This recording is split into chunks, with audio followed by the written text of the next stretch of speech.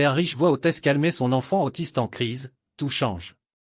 Il y a des jours qui commencent avec un calme si fragile qu'on sent, au fond de soi, qu'il ne tiendra pas bien longtemps, et c'est exactement ce que ressentait Victor Delorme ce matin-là, en montant à bord de son jet privé, le regard dissimulé derrière des lunettes de soleil hors de prix, son costume parfaitement taillé masquant mal la tension qui crispait ses épaules, tandis que son fils, Elliot, âgé de 6 ans, tenait fermement dans sa main un jouet sensoriel usé, ce petit cube mou qu'il triturait comme pour retenir le monde entier de s'effondrer. Victor était un homme qu'on remarquait partout où il allait, non pas seulement pour son compte en banque démesuré, ni pour les couvertures de magazines où son sourire maîtrisé s'affichait entre deux articles sur les marchés boursiers, mais parce qu'il dégageait cette aura propre aux gens qui ont tout conquis, sauf peut-être l'essentiel. Et ce matin-là, malgré les apparences, ce n'était pas un magnate de la finance qui montait à bord de cet avion luxueux, mais un père au bord du gouffre, un père seul avec un enfant qui ne parlait pas, ne regardait personne dans les yeux, et vivait dans un monde que Victor n'arrivait pas à comprendre, encore moins à rejoindre. Il devait se rendre à Zurich pour une conférence, un événement futile mais incontournable dans le monde des grandes fortunes, un monde où l'on sourit trop fort, où l'on serre des mains avec des mots vides, un monde dans lequel Victor se fondait avec aisance, sauf lorsqu'il y allait avec Elliot, car alors, tout se fissurait. Dès les premières minutes du vol, alors que les moteurs vrombissaient dans un murmure feutré propre au jet de luxe, le trouble commença à s'agiter dans les yeux d'Elliot, ses doigts se mirent à s'agiter plus vite, son souffle devint irrégulier, son corps tout entier tendu comme une corde prête à rompre, et Victor, qui connaissait ce langage mieux que personne, sut que la tempête arrivait. Il essaya de distraire son fils, sortit une tablette remplie d'applications colorées, lui tendit son jus préféré avec une paille en silicone, mais rien n'y fit. Elliot se recroquevilla contre la fenêtre, poussa un gémissement aigu, puis soudain se mit à hurler. Un cri brut, primal, si fort qu'il sembla déchirer l'air rare de la cabine pressurisée. Les autres passagers, habitués au silence raffiné des vols privés, se retournèrent brusquement, certains fronçant les sourcils, d'autres échangeant des regards lourds de jugement. Une femme en tailleur beige soupira bruyamment, comme si l'enfant n'était qu'un dérangement de plus à ignorer. L'un des stewards s'approcha, mal à l'aise, demandant poliment si tout allait bien, et Victor, rouge de honte, essaya de murmurer quelque chose, une excuse, une explication, mais il n'avait plus d'énergie pour les faux-semblants. C'est alors qu'elle apparut. Elle portait l'uniforme classique des hôtesses de ce genre de vol, jupe élégante, chemisier bleu pâle, chignon parfaitement tiré, mais il y avait dans ses gestes une douceur presque irréelle, comme si le monde autour d'elle n'avait aucune emprise sur son calme, comme si les cris déchirants de l'enfant ne la heurtaient pas, mais l'appelaient.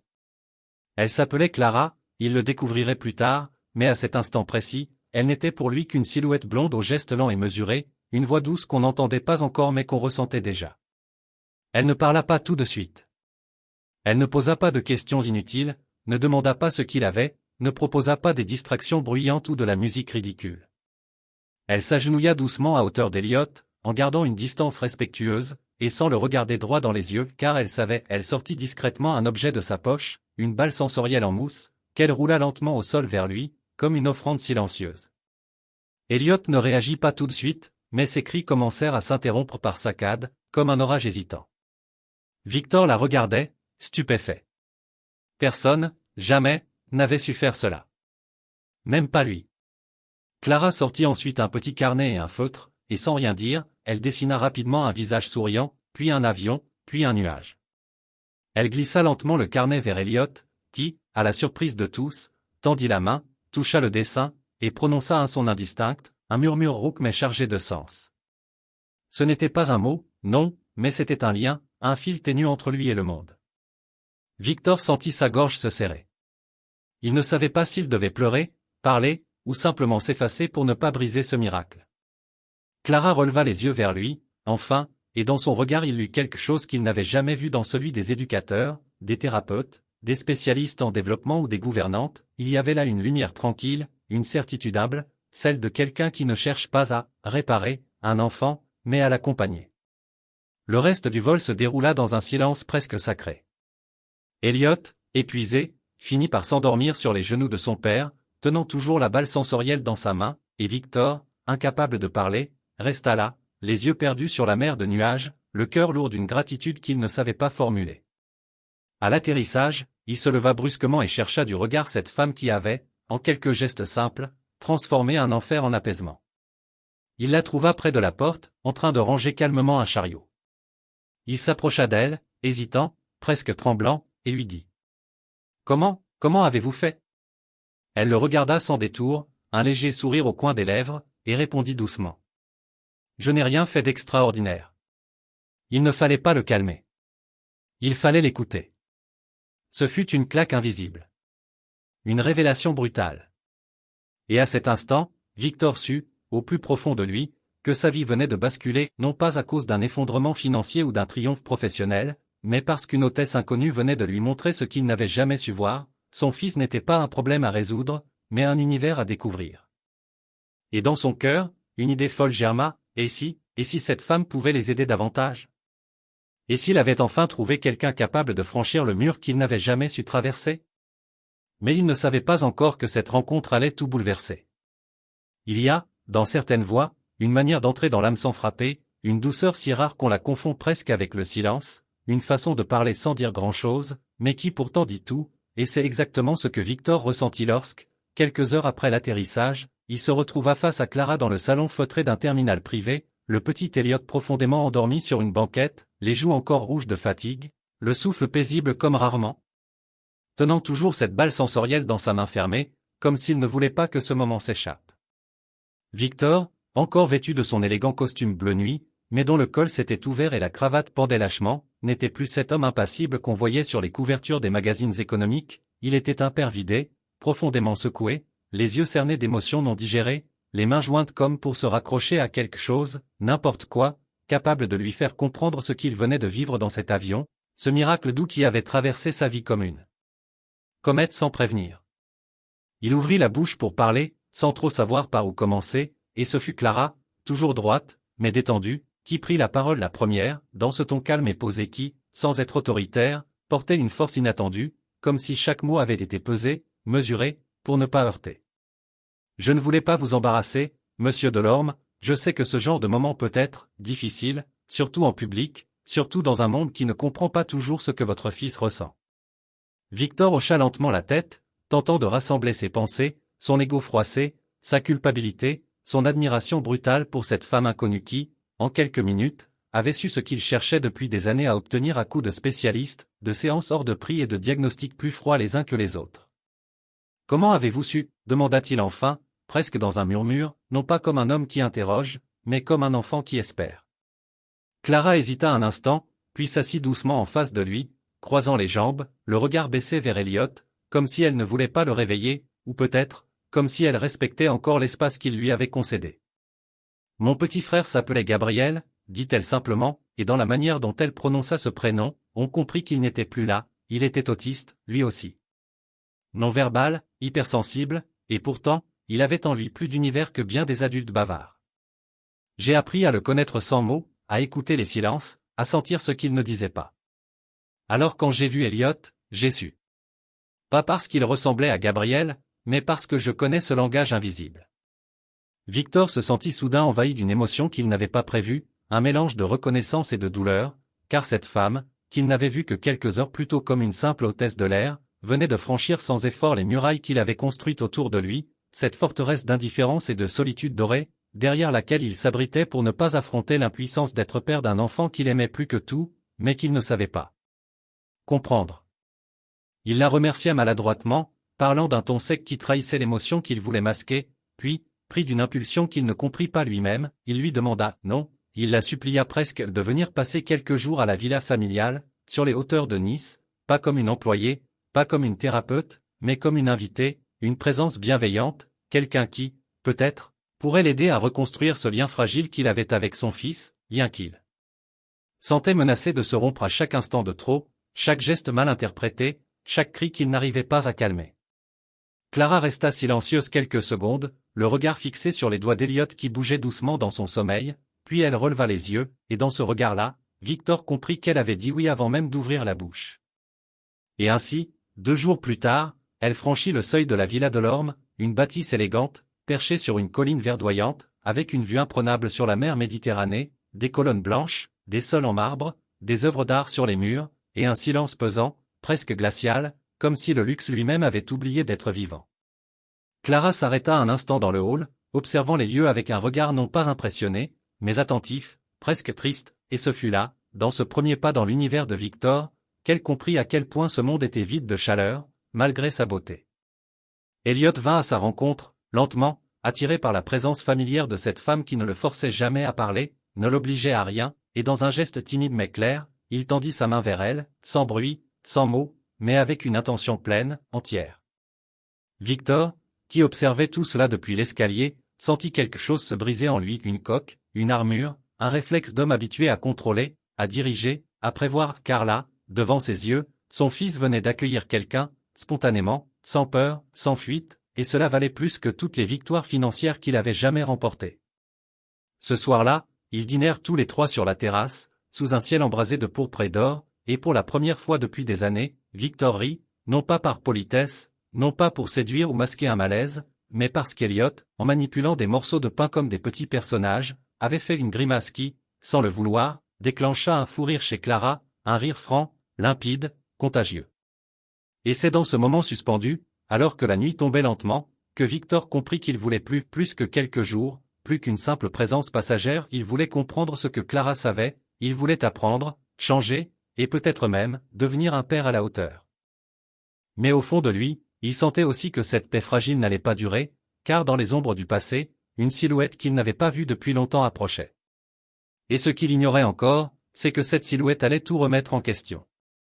Il y a des instants dans la vie où le temps semble ralentir, non pas parce qu'il s'arrête réellement, mais parce que quelque chose de rare, de fragile et de profondément humain est en train de naître, et durant ces quelques jours passés dans la villa de l'Orme, perché au-dessus de la mer d'un bleu presque irréel, baigné de lumière dorée, enveloppé du parfum discret des orangers en fleurs, Victor vécut ce genre d'instant suspendu, ce moment où le tumulte intérieur commence à se taire, non pas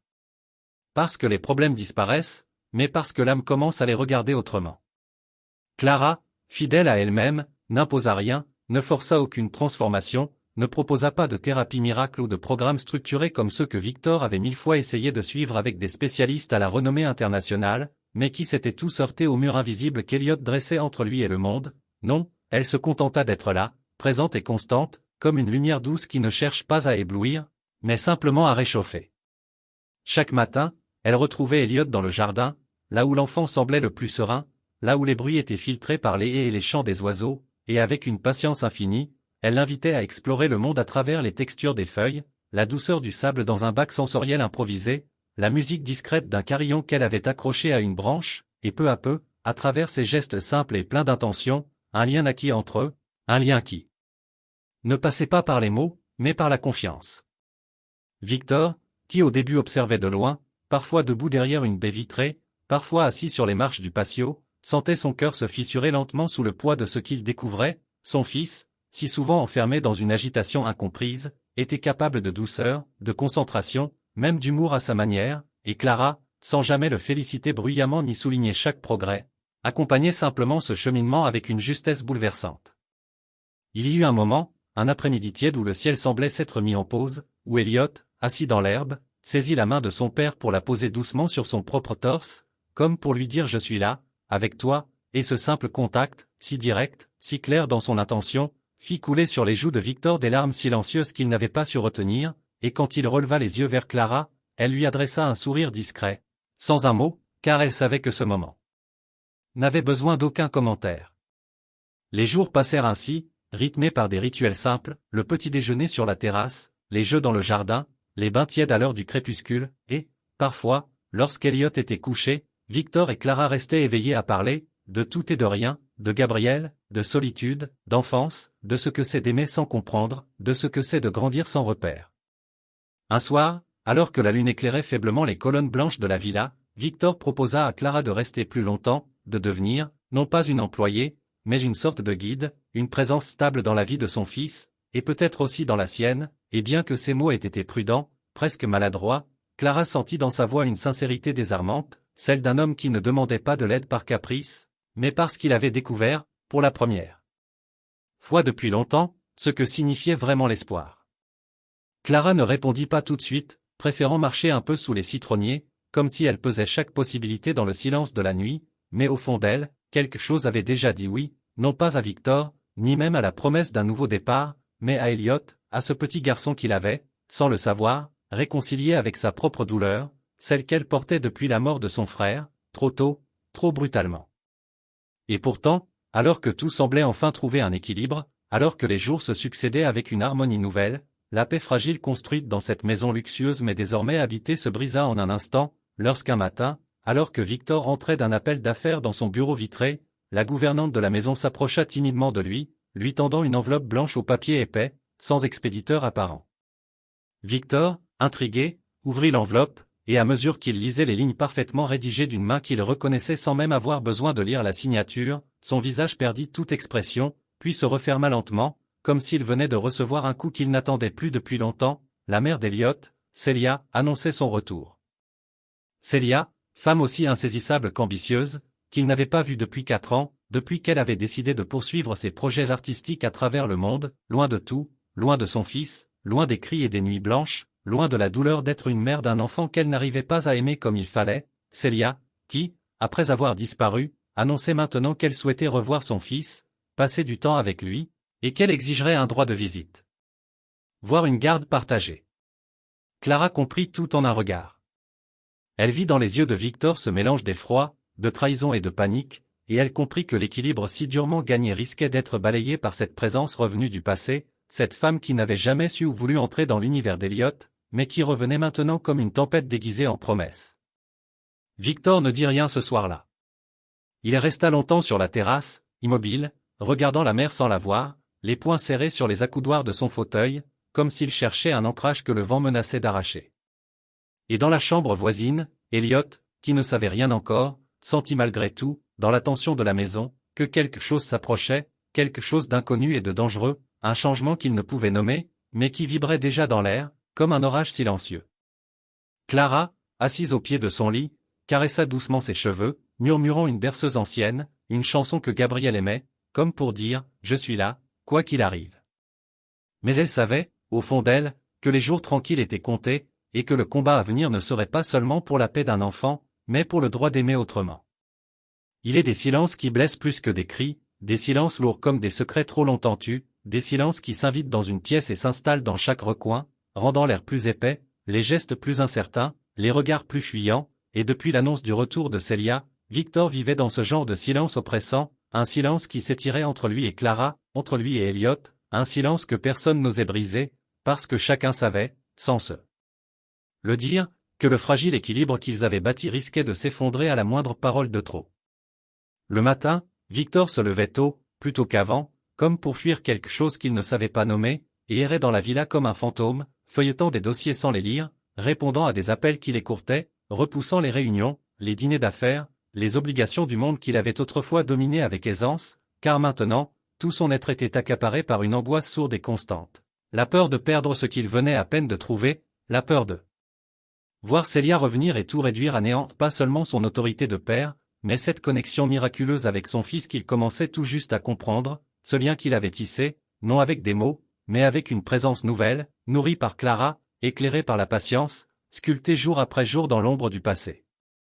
Clara, quant à elle, ressentait cette tension grandissante comme on sent la pluie dans l'air avant qu'elle ne tombe, un frémissement discret dans les gestes de Victor, une hésitation dans ses phrases, un regard qu'il détournait quand leurs mains se frôlaient par accident. Elle savait qu'il voulait la rassurer, lui dire que tout irait bien, que Celia ne pouvait pas tout gâcher, mais elle savait aussi que les blessures laissées par cette femme étaient profondes, qu'elles avaient laissées en Victor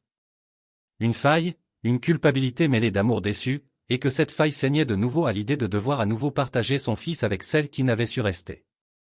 Elle tenta, dans ces jours troubles, de préserver le cocon qu'elle et Elliot avaient construit, de maintenir les rituels qui le rassuraient, les jeux sensoriels du matin, les histoires dessinées de l'après-midi, les balades silencieuses dans le jardin au coucher du soleil, mais elle sentait, à chaque instant, que quelque chose s'effilochait, que même Elliot percevait ce changement invisible mais pesant, lui qui devenait plus agité, plus nerveux, parfois même absent, comme s'il avait deviné que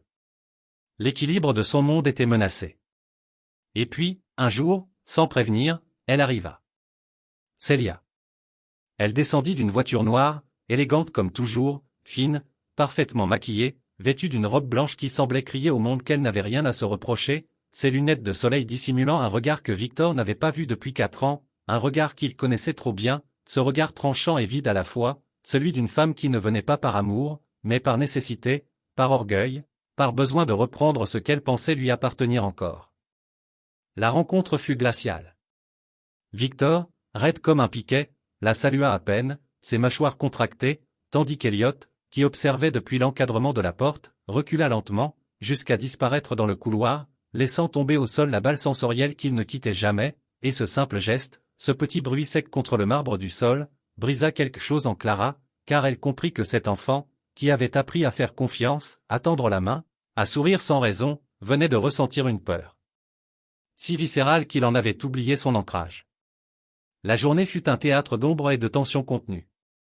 Célia parla longtemps, trop longtemps, évoquant ses voyages, ses expositions, sa renaissance personnelle, comme si tout cela pouvait effacer les années d'absence, les appels non répondus, les silences qui avaient hurlé plus fort que n'importe quelle dispute. Elle prétendit aimer son fils, vouloir rattraper le temps perdu, s'inscrivant dans cette narration commode de la mère égarée mais revenue, sans jamais mentionner les nuits d'angoisse, les crises de panique, les diagnostics, les heures de solitude que Victor avait portées seul. Clara, qui jusque-là était restée discrète, sentit monter en elle une colère sourde, non pas celle qui explose, mais celle, plus dangereuse encore, qui brûle lentement, parce qu'elle ne venait pas de la jalousie ou de la rivalité, mais d'un amour réel, d'une loyauté profonde envers cet enfant qu'elle avait appris à aimer dans sa complexité, dans sa différence, dans sa lumière difficile à atteindre mais si précieuse. Et puis, tout bascula. C'était le soir, le ciel s'assombrissait au-dessus de la mer, et Célia, d'un ton faussement léger, déclara qu'elle comptait emmener Elliot passer une semaine avec elle à Paris, dans un appartement lumineux, auprès d'un environnement culturel plus stimulant, comme si cet enfant avait besoin d'architecture et de galeries plutôt que de constance et de sécurité. Victor s'interposa immédiatement, sa voix tremblante mais ferme, refusant net, expliquant qu'Elliot avait besoin de stabilité, de routine, que son bien-être passait avant tout, et la tension monta si vite que la conversation dégénéra, que les mots devinrent des armes, que les vérités enfouies remontèrent, brutales, tranchantes, et que, sans qu'on sache exactement comment, Elliot, qui jusque-là était resté tapi dans un coin, se leva, traversa la pièce en silence, et, dans un geste qu'aucun d'eux n'aurait pu prévoir, vint poser sa main sur celle de Clara. Puis, il prononça un mot. Un mot unique. Un mot que Victor n'avait jamais entendu sortir de sa bouche, pas une répétition, pas un écho, mais une parole née de sa volonté, claire, fragile mais puissante. Reste. Ce fut comme une explosion intérieure.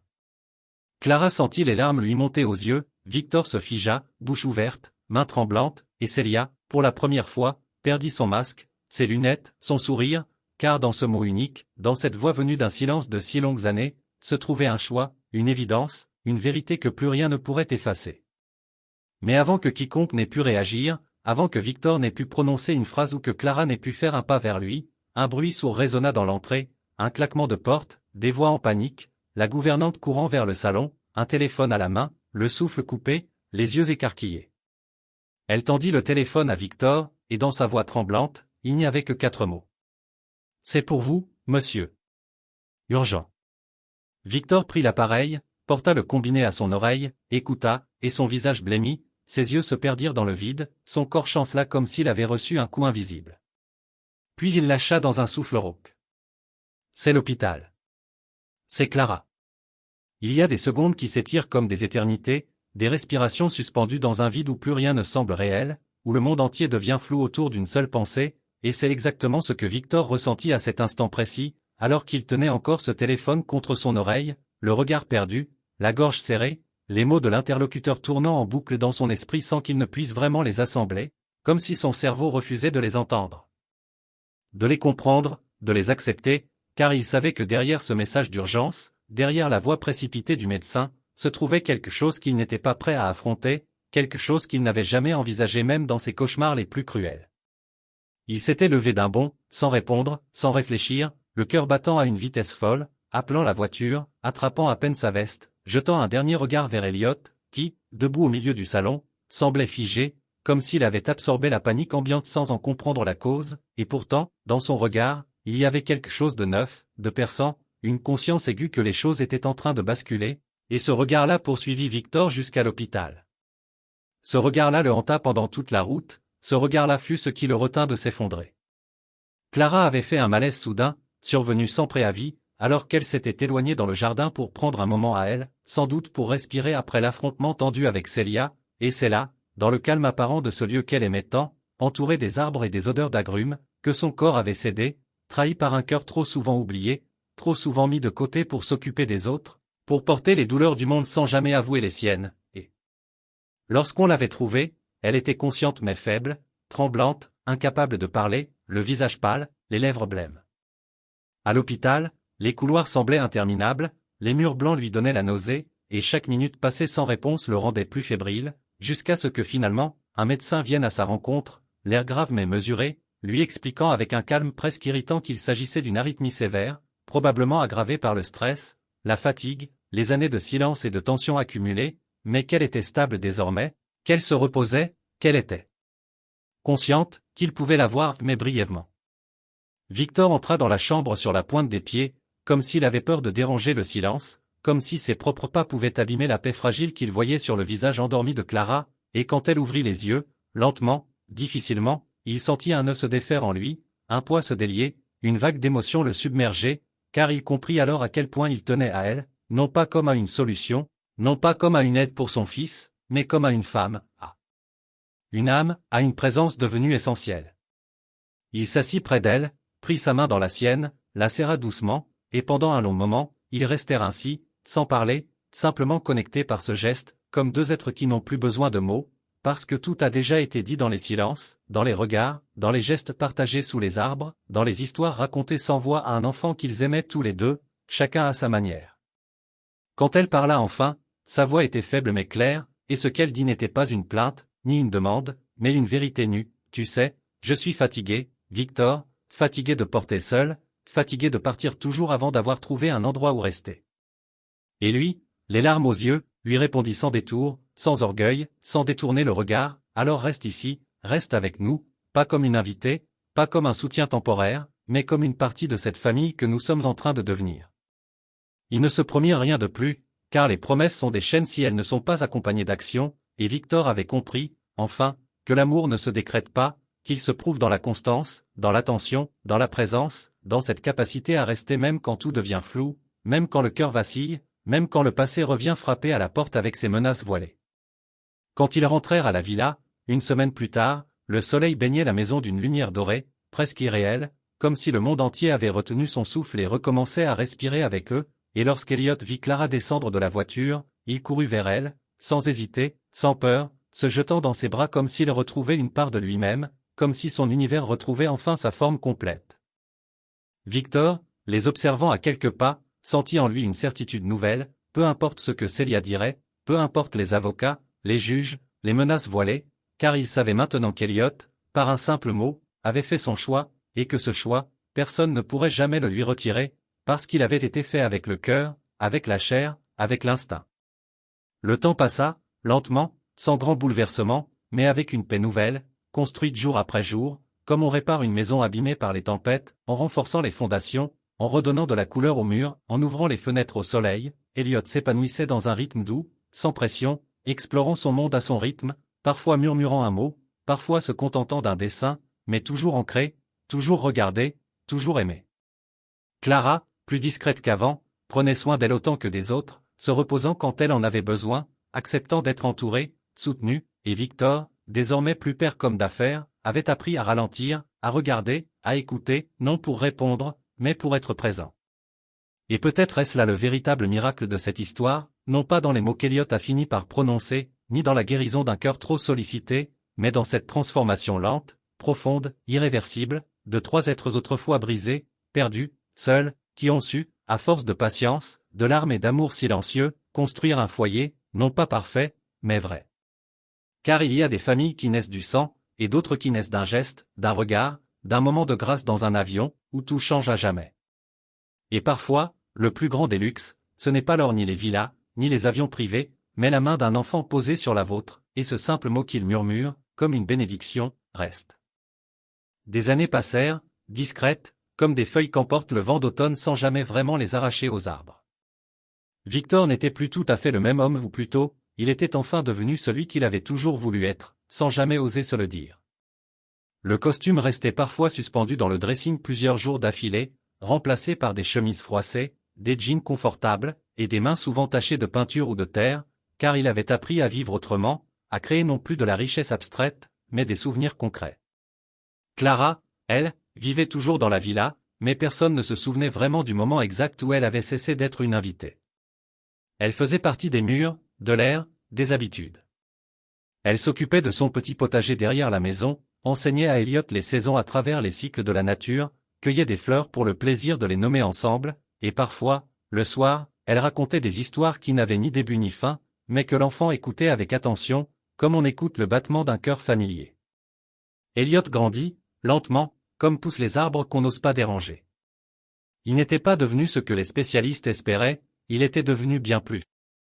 Il avait son propre langage, son propre rythme, et ceux qu'il aimait avaient appris à les suivre, non pas par condescendance ou par sacrifice, mais parce qu'ils y trouvaient une beauté que le monde ordinaire ne savait pas voir.